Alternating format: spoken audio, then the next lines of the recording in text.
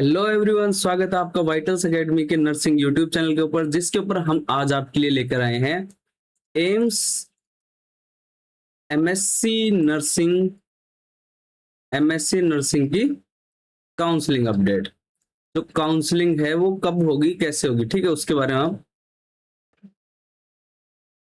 तो आज अपन उसके बारे में बात करेंगे कि देखो, आपका जो एम्स का जो एमएससी नर्सिंग का जो एग्जाम था वो आपका हो गया था 17 जून के लमसम, 17 या 15 जून के लमसम आपका जो एग्जाम हो गया था।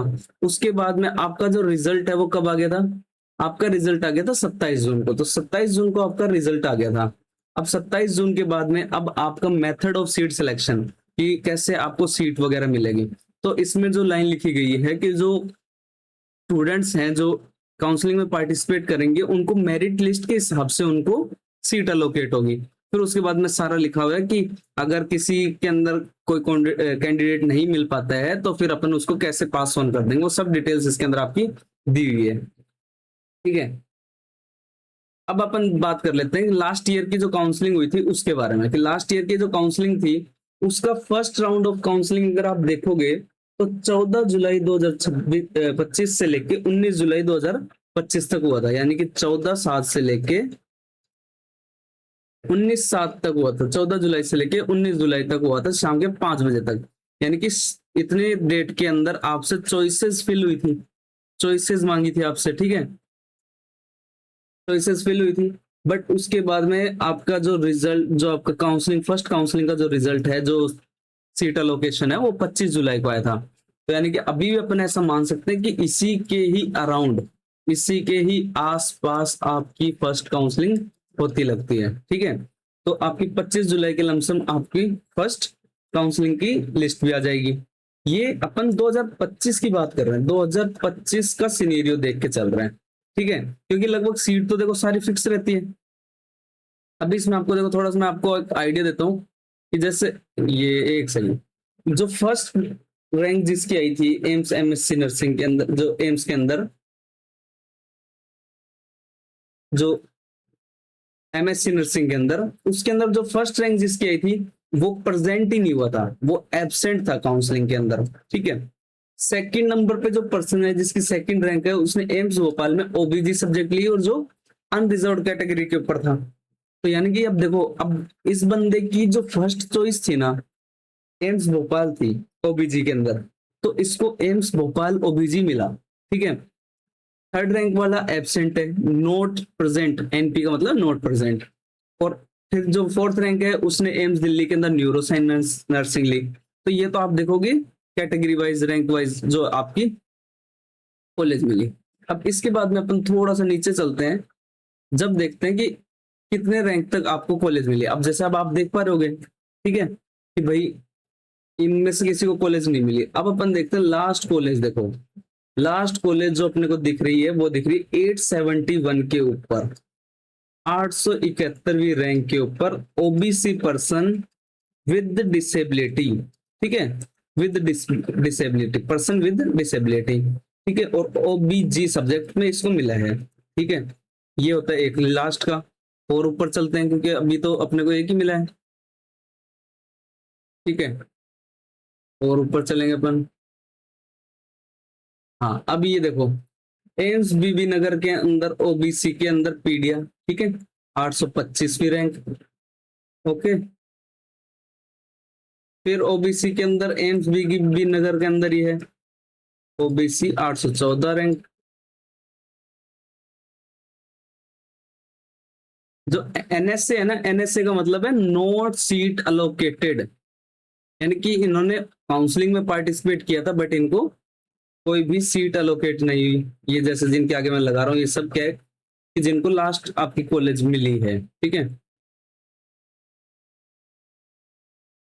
जैसे ये देखो एम्स नागपुर। ठीक, ये सब आप देख पा रहे होगे, ओबीसी, ओबीसी,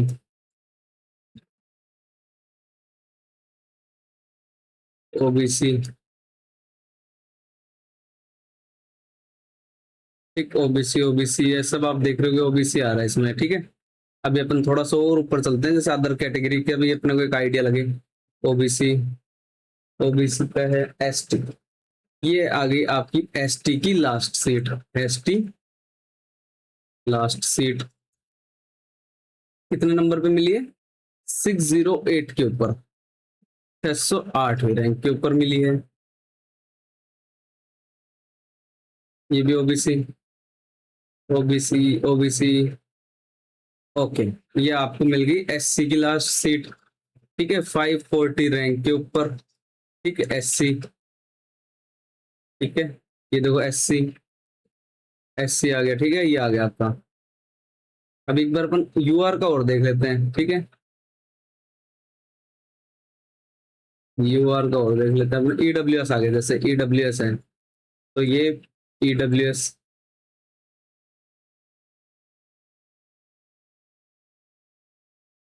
ईडब्ल्यूएस अगर मैं मिस कर जाऊं तो आप ये पीडीएफ अपने आप से खुद से देख लेना, जिससे आपको एक आइडिया लग जाएगा कि भाई लास्ट सीट कितने तक मिल रही है अपने को। उससे आप उसके अराउंड आप लगा सकते हो। देखो, ठीक है, चलो ठीक है, छोड़ो इसको, कितना एनालिसिस करेंगे। थोड़ा सा अपन अब डॉक्यूमेंट्स की बात कर लेते हैं। ओके, ये आ गया आपके डॉक्यूमेंट्स। लास्ट कितने रैंक तक भी लिए? 1492 तक जो स्टूडेंट्स थे उन्होंने इसके अंदर पार्टिसिपेट किया था काउंसलिंग के अंदर। ठीक है, जो मैंने आपको बताया था कि भाई एनपी का मतलब क्या है? Not participated, not present. और एनएसए का मतलब है नो सीट अलोकेटेड या फिर अवेलेबल। ठीक है, अब देखो अब इसमें आपको लास्ट रैंक पता चल जाएगी कि द लास्ट रैंक, ठीक है, जो अपनों ने फाइंड करी थी। अनरिजर्व को लास्ट सीट किस में मिली थी? 217 पे। ओबीसी को लास्ट सीट मिली 825 पे। एससी को लास्ट सीट मिली 540 पे। एसटी को मिली 625 पे। पर्सन विद डिसेबिलिटी को मिली है 871 पे ओबीसी के अंदर लास्ट सीट। और ईडब्ल्यूएस के अंदर 222 पे। ये जो एम्स के इन सर्विस वाले होते हैं उसकी रैंक है। ठीक है, तो आपको एक आइडिया लग गया होगा कि भैया अपनी कैटेगरी में रैंक जो है, नहीं कैटेगरी रैंक नहीं है, ये ऑल इंडिया रैंक है। ऑल इंडिया रैंक 217 हो गया अनरिजर्व में, जब अपने को कॉलेज मिल सकता था। 825, 540 एससी में, 625 एसटी में और ईडब्ल्यूएस में 423। ये रैंक जब होगी जब आप को कॉलेज मिलेगी एम्स की। ठीक है, अब थोड़ा सा अपन देख लेते हैं जो ऊपर की जो लिस्ट है इसके अंदर जो कैंडिडेट है वो first round of online seat allocation में एलिजिबल हुए थे। ठीक है, ठीक है, ये सब आ गई आपकी सीट की बात। Online seat allocation or not, जिन स्टूडेंट ने फर्स्ट राउंड ऑफ काउंसलिंग में पार्टिसिपेट नहीं किया वो सेकंड राउंड में पार्टिसिपेट नहीं कर सकते। ये भी ध्यान रखने वाली बात है कि सेकंड राउंड में वही पार्टिसिपेट कर सकते हैं। कौन कर सकता है? जिसने फर्स्ट राउंड ऑफ काउंसलिंग में पार्टिसिपेट किया है, फर्स्ट राउंड ऑफ काउंसलिंग में प्रेजेंट रहे हो। ठीक है,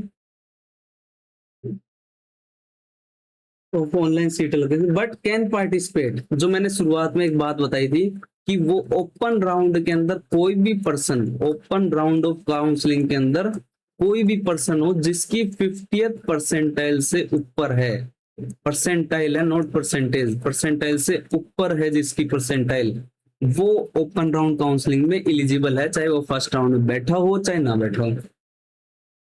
ठीक है, सेकंड राउंड ऑफ काउंसलिंग के अंदर भी वही सिनेरियो लगता है जो मेरिट लिस्ट का आपके इसमें लगता है। ठीक है, अभी इसमें थोड़ा सा और देखते हैं। ठीक है, अब इसमें क्या है कि भाई अब इसमें क्या होगा कि जैसे आपको फर्स्ट राउंड ऑफ काउंसलिंग में आपको चॉइस मिलती है, जैसे मान लो कि आपने फर्स्ट नंबर पे मांगी एम्स दिल्ली, एम्स दिल्ली मांगी। सेकंड नंबर पे आपने मांगी एम्स, एम्स पटना।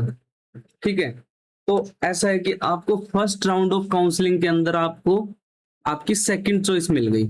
ये आपकी सेकंड चॉइस मिल गई आपकी। ठीक है, कि आपको second round of, first round of counselling में आपको एम्स पटना मिल गई। तो अब आपके सामने क्या होगा, 1 अगस्त से, जैसे कि इसमें लिखा है कि 1 अगस्त से आप मतलब आप सेकंड राउंड ऑफ काउंसलिंग को भर सकते हो, मतलब 1 अगस्त तक आप भर सकते हो इसमें, पिछले 2025 के लिए। तो इसमें क्या होगा, आपको सेकंड राउंड ऑफ काउंसलिंग में पार्टिसिपेट करोगे तो आपके सामने 2 ऑप्शन आएंगे।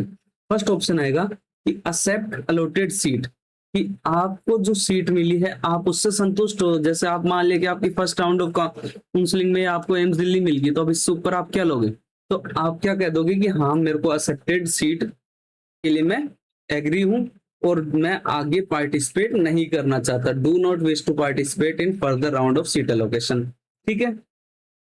वहीं सेकंड ऑप्शन मिलता है कि accept allotted seat and want to participate in second round of counselling, कि आप खुश हो कि चलो एम्स पटना ही सही पर मिला, पर लेकिन आप सोच रहे हो कि यार काउंसलिंग है, इसमें एक बार और ट्राई करते हैं, क्या पता मुझे प्रमोट हो जाऊं, मैं एम्स दिल्ली मिल जाए मेरे को। तो आप क्या करोगे? If you choose option 2 and participate in next round, you are allocated another seat as per your choice in next round, then you will have to join the seat allocated during next round, and the previously allocated seat shall be deemed vacated and automatically be allocated to other candidate in the next round. Failure to join the upgraded seat in the next round of seat allocation shall lead to imposition of penalty 1 lakh if you do not join or upgrade seat. ठीक है। इसका मतलब ये है कि अगर आपने option 2 select किया, जो सेकंड ऑप्शन था कि मैं पार्टिसिपेट करना चाहता हूं, तो क्या होगा कि आपको अलग सीट मिल सकती है। ठीक है, अनदर सीट मिलेगी। और आप क्या कि आपको जो सीट मिल गई नेक्स्ट राउंड में, आपको उसको ज्वाइन करना पड़ेगा। क्यों? क्योंकि जो आपकी जो प्रीवियस सीट थी वो हो सकता है किसी अदर पर्सन को अलोकेट हो गई होगी या फिर वैकेंट कर दी होगी। अगर आप ये नहीं करते हो तो आपको 1 लाख रुपए का जुर्माना भरना पड़ेगा। 1 लाख रुपए का आपको जुर्माना देना पड़ेगा। ठीक है। और फिर उसके बाद में देखो, ये जैसे लिखा आपने ऑप्शन फर्स्ट सेलेक्ट किया, उसके बाद में ये है, ठीक है, कि आपको ऐसे ऐसे ज्वाइन करना कॉलेज के बारे में। ठीक है। सेकंड ऑप्शन अगर आपने सेलेक्ट किया, जिसमें अपन ने बात किसकी करी थी कि भाई एक्सेप्ट भी करते हैं अलॉटेड सीट और participate in the second round of counselling, तो इसमें क्या होगा आपको कि आपको 1 जुलाई से लेके 1 जुलाई तक आपको ऑप्शन 1 अगस्त तक आपको ऑप्शन मिल रहा था कि आप सीट के लिए भर सकते हो। ठीक है। तो इसमें क्या था, आपको ये सब चीजें सेट, चलो अभी थोड़ा सा इसको क्लियर करते हैं अपन कि इसमें क्या लिखा है। जैसे फर्स्ट ऑप्शन में तो क्या था कि आपको जो कॉलेज मिल रही थी वो आपको मिल गई। अब सेकंड ऑप्शन में क्या हुआ आपको कि आपने कहा कि मैं इस सीट को एक्सेप्ट भी करता हूं और सेकंड राउंड के अंदर भी पार्टिसिपेट करना चाहता हूं। ठीक है। तो भैया इससे पहले आपको क्या करना होगा, आपको 1 अगस्त 2025, देखो अपने पिछले साल का सिनेरियो लेके चल रहे हैं, 1 अगस्त 2025 तक शाम के 5 बजे तक आपको जो कॉलेज अलॉट हुई है, आपको जो कॉलेज अलॉट हुई है, ठीक है, उस कॉलेज के अंदर आपको आपका जो ऑफर लेटर है जिसके अंदर आपको जो कॉलेज अलॉट हुई है वो, और साथ में आपके ओरिजिनल सर्टिफिकेट्स, ओरिजिनल डॉक्यूमेंट्स हैं, या फिर DD of 1 lakh rupees, demand draft of 1 lakh rupees आपको जमा कराने होंगे कि आप जो कॉलेज आपको अलॉट हुई है उस पर आप अपीयर हो गए। ठीक है। तभी आप नेक्स्ट जो आपका सेकंड राउंड ऑफ काउंसलिंग है उसमें पार्टिसिपेट कर सकते हो। ठीक है। कि इसके अंदर क्या है कि आपको इन पर्सन आपको उस कॉलेज के अंदर प्रेजेंट होना होगा। अगर आप 1 अगस्त 2025 तक नहीं प्रेजेंट हो पाए थे, नहीं हो पाए, तो आपका जो एडमिशन है वो कैंसिल माना जाएगा और आप आगे किसी अन्य काउंसलिंग के राउंड के अंदर पार्टिसिपेट नहीं कर सकते। ठीक है। The candidate shall be eligible for second round of online allocation subject to above, ऊपर के घटनाक्रम के हिसाब से person second round of counselling के हिसाब से एलिजिबल होगा। ठीक है। और ये वही बात जो मैंने आपको कही थी कि फर्स्ट राउंड में जो आपको कॉलेज मिली है वो या तो खाली दिख जाएगी या फिर वो किसी और स्टूडेंट को मिल जाएगी जब आप सेकंड राउंड ऑफ काउंसलिंग में पार्टिसिपेट करते हो। चलो अब एक बार अपन डॉक्यूमेंट्स की बात कर लेते हैं कि भाई जैसे आप कॉलेज में आपको तैयार तो अभी से कराने होंगे ना, आप काउंसलिंग में कर रहे हो, अभी काउंसलिंग में आप पार्टिसिपेट करोगे तो आपको क्या क्या डॉक्यूमेंट्स चाहिए। सबसे पहले तो आपको चाहिए क्या, ऑफर लेटर। ठीक है। एक सेकंड, इसको अपन थोड़ा सा हाईलाइटर यूज ले लेते हैं। सबसे पहले तो चाहिए आपको एक ऑफर लेटर जो आपको मिलेगा। सीट अलोकेशन लेटर, आपको कौन सी कॉलेज में आपको सीट मिली है। फाइनल रजिस्ट्रेशन स्लिप, जो आप काउंसलिंग के लिए जो आपने रजिस्ट्रेशन किया था वो slip, admit card issued by the AIIMS, जो आपने एम्स का जो एंट्रेंस एग्जाम के लिए जो एग्जाम दिया था उसका जो एडमिट कार्ड है वो भी जरूरी है, 10th की पासिंग मार्कशीट, या फिर बर्थ सर्टिफिकेट शोविंग हीज और हर डेट ऑफ बर्थ।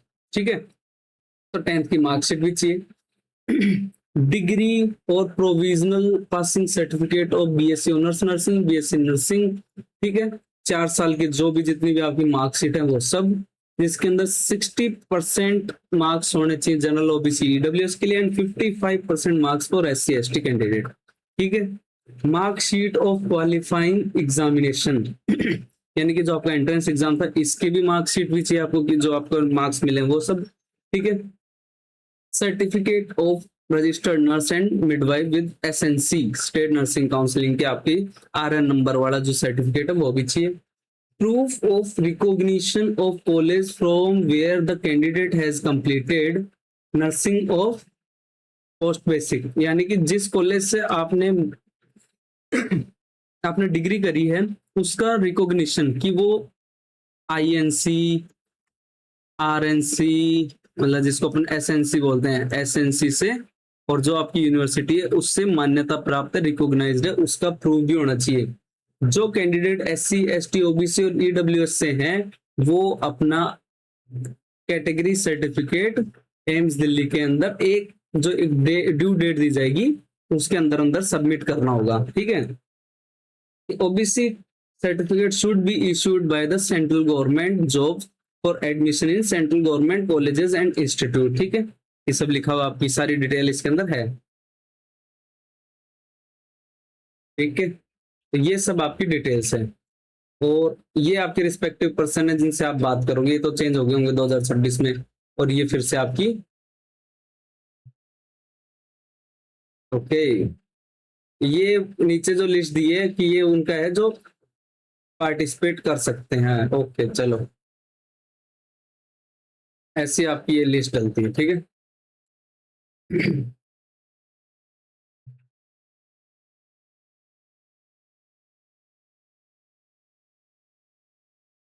ये सेम वही डिटेल्स आ गई आपको। ठीक है, बुक की वही है। ठीक, तो आज की वीडियो में हमने आपसे बात करी एम्स की एमएससी नर्सिंग के बारे में, एम्स एमएससी नर्सिंग काउंसलिंग के बारे में,